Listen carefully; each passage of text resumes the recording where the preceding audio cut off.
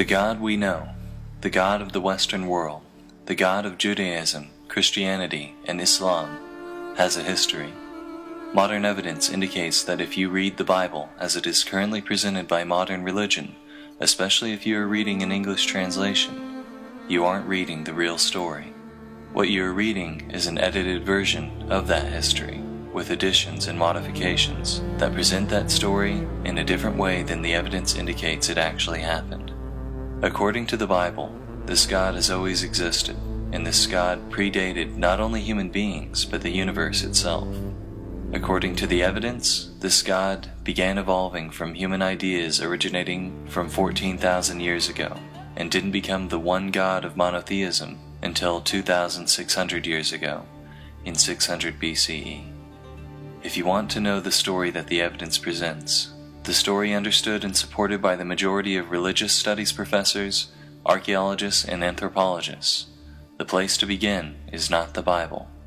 It is the Enuma Elish, the Babylonian creation story, which was discovered by archaeologists in the library of Ashurbanipal and dated to have originally been written in about 1750 BCE. As this creation story demonstrates, almost all religions in Mesopotamia at that time were polytheistic.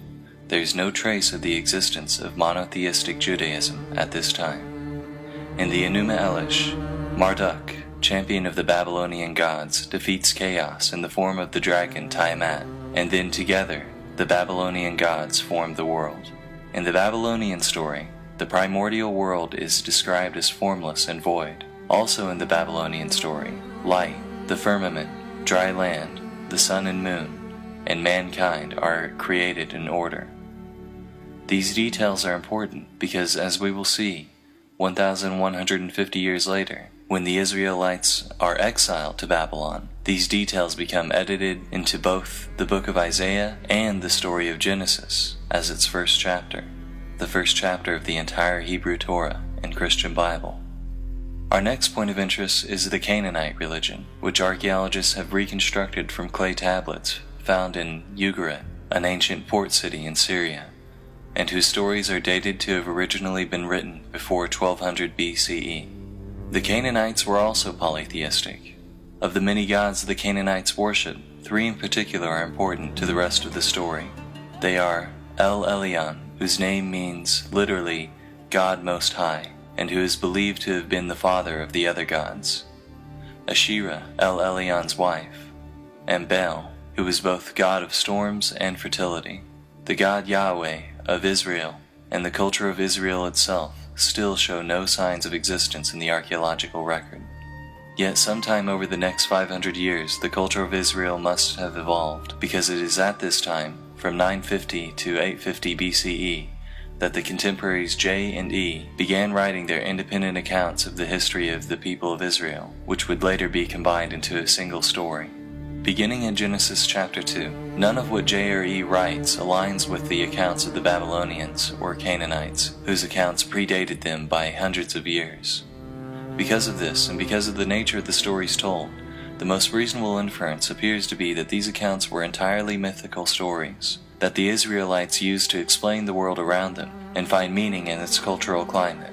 But that all changes at Genesis chapter 12 with the story of Abraham. It is here that we finally find a connection with the religion of the Canaanites. We can see in the Hebrew version of the Torah that Abraham is said to worship El Shaddai, one of the names for the Canaanite god El Elyon.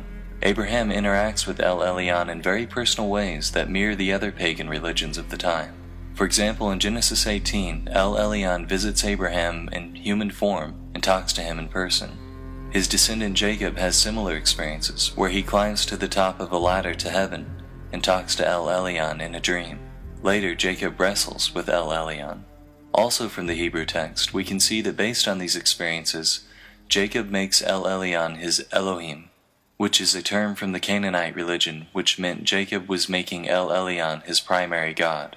The only way that the usage of this term makes sense is if Jacob believed that El Elyon was just one god of many, and that Jacob was committing to this one god in order to receive special protection. In other words, it becomes clear from the terms used in the God they worshipped that Abraham, Isaac, and Jacob were polytheists or pagans. just like their pagan contemporaries in Canaan and Babylon. The worship of El Elyon fades from the Hebrew text as we enter Exodus, where he is replaced by Yahweh, who is said to have rescued the Hebrews from slavery in Egypt.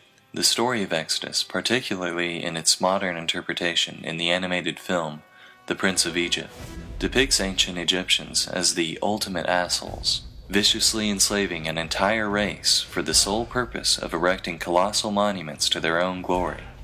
While it is a moving story of triumph and deliverance from oppressive circumstances, on a historical level, it contradicts the modern archaeological evidence that we have for the inner workings of ancient Egyptian culture, particularly their slave ownership practices. Modern archaeological evidence indicates that the workers who built all of the large monuments in Egypt, from pyramids to sphinxes, were well-paid Egyptian citizens who were given good housing, fed well, given good medical care, and given honorable burials. Further, while, like many ancient civilizations, the Egyptians did own some slaves, there is no evidence that they ever owned the magnitude purported by the Bible, or otherwise systematically enslaved an entire race. While the account of Exodus appears to have been largely mythical, its telling nonetheless reveals the polytheistic worldviews of J and E. After the Hebrews are rescued by Yahweh from the Egyptians, we can see even in the English translations of Exodus that they sing, "Who is like you among gods, Yahweh?" and "Now I know that Yahweh is greater than all other gods." Exodus also established Yahweh as Israel's war god, calling him a great warrior who delivered them from Egypt. As the Torah progresses, its polytheistic nature compounds. After arriving in the Promised Land, no longer in need of help in war, but rather desiring to prosper in peace, the Israelites begin to worship once again the Canaanite fertility gods Baal and Asherah. Before reading a history of God, verses like this made no sense to me. In the English translation of the Bible, the Hebrews are presented as choosing between the Lord, Baal, and Asherah. How could the Hebrews be such idiots? Why wouldn't they worship the one God of all creation? The picture looks different when the God you're supposed to be worshiping is Yahweh Sabaoth, which means the God of the armies. Yahweh started as basically the Hebrew version of the Greek god Ares. No wonder he was obsessed with war and death in the Old Testament.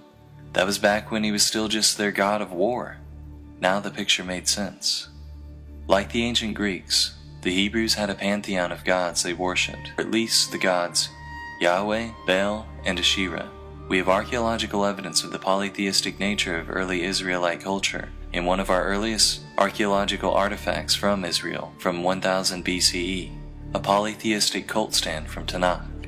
Despite their polytheism, there were among the Israelites some with an unusually strong devotion to Yahweh in particular, who are now referred to as Yahwehs. In times of peace, there was little motivation for the people of Israel to give much weight to the opinions of such radical devotees of Yahweh, but times of upheaval accelerated their opinions to the forefront of Hebrew culture.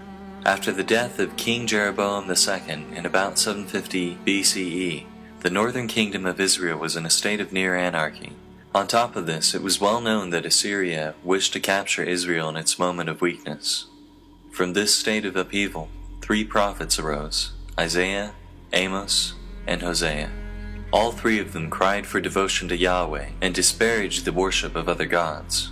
From their prophecies, we can see how each of their versions of Yahweh had been created in their own image. Isaiah, a member of the royal family, had seen Yahweh as a king. Amos, a shepherd, had described his own empathy with the suffering poor to Yahweh. Hosea, who was suffering through marriage problems, saw Yahweh as a jilted husband who still continued to feel a yearning tenderness for his wife, Israel. Ultimately, their outcry did nothing to save the northern tribes, and they fell to Assyria in 711 BCE. But their words lived on in Hebrew scripture and the Hebrew imagination. The cult of Yahweh received another boost during the rule of King Josiah in 622 BCE. Unlike his predecessors, who welcomed an open pagan vision, Josiah was a strict Yahwist. Like the prophets before him, Josiah was convinced that Judah's social problems came from a lack of devotion to Yahweh. During renovations to the temple, Josiah's high priest Hilkiah discovered a lost book of the law, which was alleged to have been authored by Moses. This book was Deuteronomy, and given its conveniently timely discovery, as well as its linguistic features, the majority consensus of biblical scholars such as Richard Elliott Friedman is that it was a forgery. In Deuteronomy, a strict and permanent covenant to Yahweh, as well as a complete rejection of other gods, is established. It is commanded of the Hebrews that they tear down the altars and smash the idols of other gods. In response to the discovery of Deuteronomy, Josiah and his court implemented merciless reforms that officially established Yahweh as the official God of Judah. The reformers also rewrote Israelite history. The historical books of Joshua, Judges, Samuel, and Kings were revised according to the new ideology. And later, the editors of the Pentateuch added passages that gave a Deuteronomist interpretation of the Exodus myth to the older narratives of J and E. The intense hatred of other gods by Yahweh is firmly established in the rewritten Hebrew history. The bloody God Yahweh is made even bloodier, as he is now said to have commanded Joshua to wreak genocide on the natives of Canaan for worshipping other gods. Interestingly, despite the enforcement of this strict devotion to Yahweh, monotheism was still not established. The evidence of Deuteronomist passages like, "You shall have no other gods before me," indicates that even Josiah still believed in the existence of other gods. This was still polytheism. It was just a vicious form of monolaterous polytheism that vehemently rejected the worship of the other gods. But the stage was set. In 604 BCE, King Nebuchadnezzar II rose to power in Babylon. It was well known at this time that Nebuchadnezzar sought to conquer Jerusalem. As his armies gathered and prepared, another prophet, Jeremiah, arose, once again crying that strict devotion to Yahweh and the rejection of other gods had been the solution to their problems. Except this new prophet was claiming that it was too late to do anything about it. Yahweh would use this foreign army as his instrument to teach his people a damning lesson. Like the prophets before him, he projected his own emotions, such as fury, onto Yahweh. As Jeremiah predicted, the fall of Jerusalem to Babylon was inevitable. The forces of Babylon were just too massive, and Jerusalem was just in too weakened a state. The temple was destroyed. The Hebrews were exiled from their country to live in Babylon.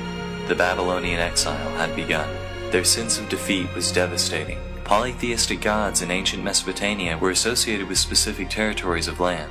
When the Hebrews were exiled to Babylon, they felt they could no longer connect with Yahweh.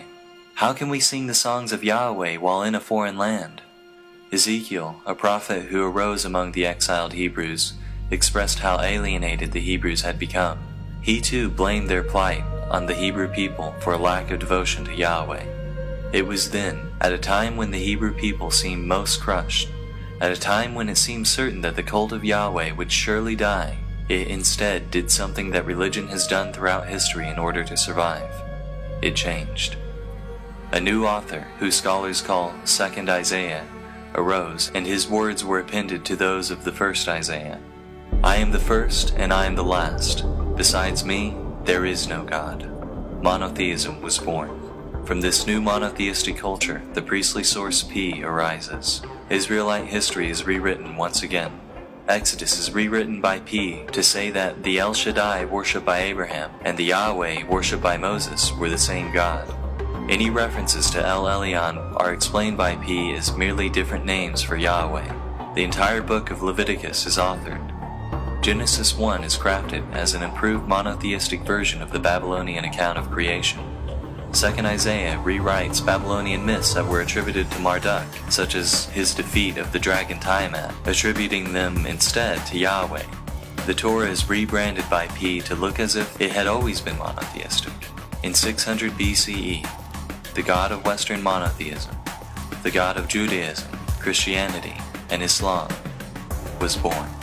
Once I knew this, my entire perception of the Bible changed once again. Verses that never made sense before made sense now. This was the death blow of monotheism for me. It was the revelation that I could pick up any one of the millions of Bibles in America, from hotel rooms to Christian gift shops, and see its pages dripping with polytheism. I could see, with my own eyes, human beings giving birth to the monotheistic God.